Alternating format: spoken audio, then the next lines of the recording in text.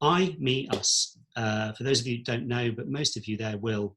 So I'll say I, hi, how do I see myself? Me, how do you see me?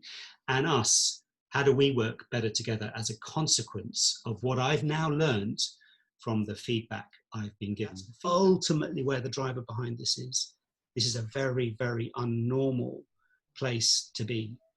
I want to be here with you all in my room. I want to see you. I want to touch you. I want to feel life.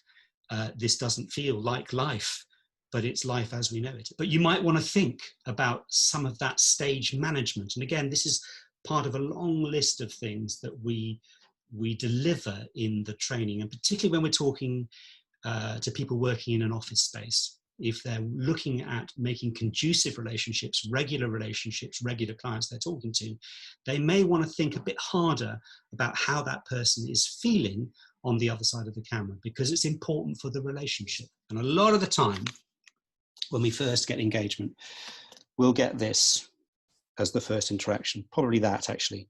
A lot of forehead, a little bit of eye coming up, but really not much else. And what I mean by that is, we'll talk more about this in the webinars as we go through, but I'm talking about things like tint of skin. It changes when we're in this space. The clothes that we wear, the impact they have. I've mentioned it briefly with my unironed shirt. The way we're standing, the way we're sitting, the sound we're making, the language we're using, they all have a bearing and an impact.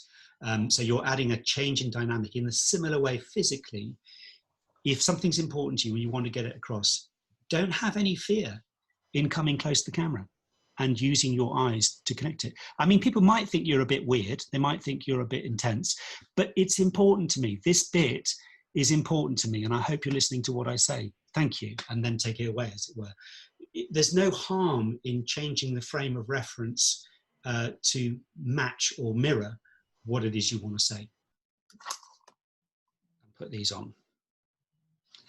How does that make you feel? You don't need to necessarily answer because you're all muted, but it will have an effect. It'll have an impact on you. Now, either I may suddenly become a figure of fun, and what it got me to thinking was the space between that truth and what we call the authentic power of that person. There was separation between the two.